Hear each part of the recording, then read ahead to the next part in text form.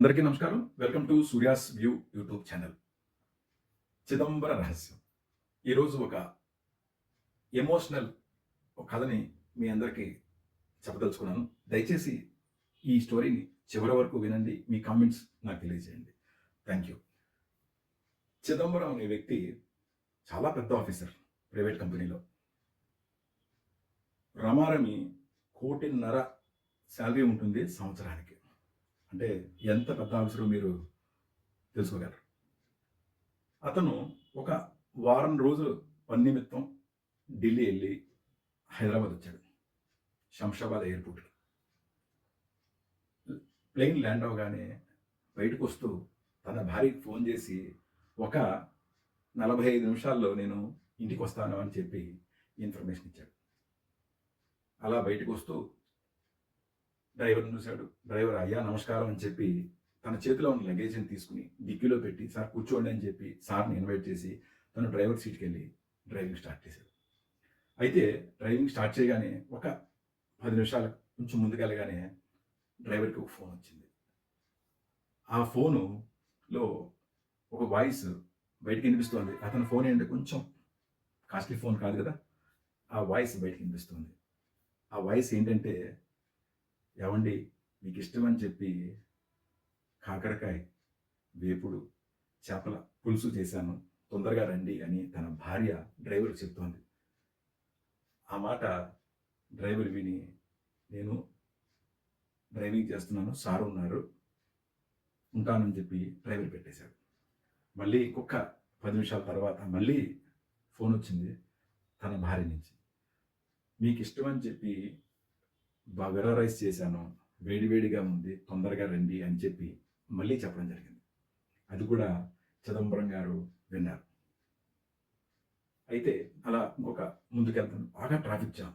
ఎంత traffic jam అంటే ఈయన అనుకున్న 45 నిమిషాల ఎస్టిమేషన్ అనేది ఆల్మోస్ట్ డబుల్ అయ్యే పరిస్థితి. కొంచెం ముందుకెళ్లారు. ముందుకెళ్ళగానే చిదంబరం గారు తన ఫోన్ చూసుకుంటున్నారు. తనకేమైనా ఫోన్‌లు వస్తాయేమో అని. ఒక ఫోను మోగట్లేదు. కొంచెం ముందుకెళ్ళగానే డ్రైవర్ ఫోన్ మళ్ళీ మోగింది. డ్రైవర్ ఫోన్ మోగగానే అటు పక్క నుంచి వాయిస్, నాన్న తొందరగా రా నాకు ఆకలేస్తుంది. నువ్వొస్తే తిందాం అని ఒక వాయిస్. చిదంబరం గారు చూసి నవ్వుకున్నారు. కాదు నాన్న నాకు లేట్ అవుతుంది. కొంచెం ట్రాఫిక్ ఉంది. ట్రాఫిక్ జామ్ ఉంది. సో మీరు తినేయండి అని చెప్పగానే ఆ పిల్ల మారం చేసి నువ్వొస్తే గాని నేను తినను అని చెప్పి మారం చేసింది. సరే అని చెప్పి ఫోన్ పెట్టేశాడు. మళ్ళీ చిదంబరం గారు తన ఫోన్ చూసుకున్నారు. తనకేమైనా ఫోన్‌లు వస్తాయని. తనకి ఫోన్ రాలా.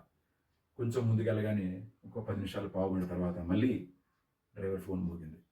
డ్రైవర్ ఆ ఫోను రిసీవ్ చేసుకోగానే, నాన్న నువ్వెక్కడున్నావు? నువ్వు ఆకలికి ఆగలేవు. తొందరగా వచ్చేసి వేడి వేడి అన్నం తిందువు గానీ, నీకోసం నాన్న కూడా వెయిట్ చేస్తున్నారు వాకిట్లో అని వాళ్ళ అమ్మగారు ఫోన్ చేశారు. సరే అమ్మా అని ఫోన్ పెట్టేశాడు. చిదంబరం గారు తన ఫోన్ చూసుకున్నారు. తనకి ఫోన్ రావట్లేదు. అయితే అలా అలా జర్నీ సాగి చివరికి ఇంటికి చేరుకున్నారు చిదంబరం గారు. పెద్ద ఇల్లు. హారన్ కొట్టగానే గురక తలుపు తీశాడు. తలుపు తీయగానే కారు లోపలికెళ్ళింది. సార్ దిగారు. లగేజ్ లోపల పెట్టాడు డ్రైవర్. పెట్టగానే, సార్ నేను వెళ్ళి వస్తాను అని చెప్పి నమస్కారం పెడుతున్నాడు. డ్రైవర్ ఫోన్ రింగ్ అయింది. డ్రైవర్ నవ్వుకుంటూ బయటకొచ్చేసాడు. చిదంబరం గారు జస్ట్ అట్లా ఎంటర్ అవ్వగానే, హాయ్ డాడ్ అని వాళ్ళ అమ్మాయి మొబైల్‌లో చాలా బిజీగా ఉంది. హాయ్ డాడ్ అని చెప్పి తన పని తను చేసుకుంటోంది. భార్య చిదంబరం గారిని రిసీవ్ చేసుకుంటూ వచ్చి, ఐ థింక్ ఫ్లైట్ మీకు డిలే అయినట్టుంది. నేను ఈరోజు మన సొసైటీలో ఒక లేడీస్ ఒక మీటింగ్‌కి వెళ్ళొచ్చాను. అందువల్ల వంట ఏం చేయలేదు. మీరు ఫ్రెష్ అయితే మనం బయటికెళ్దాం అని తన భార్య చిదంబరం గారిని పలకరించింది.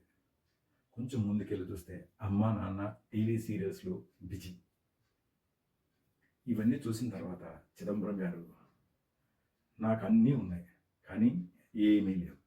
వాడికి అంటే డ్రైవర్‌కి ఏమీ లేవు. కానీ అన్నీ ఉన్నాయి అని అట్‌లీస్ట్ నెక్స్ట్ జన్మంటూ ఉంటే దేవుడా నన్ను డ్రైవర్‌గా పుట్టించు అని కోరుకున్నాడు ఆ దేవుడిని.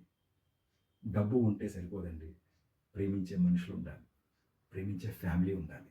ఇదే చిదంబర రహస్యం.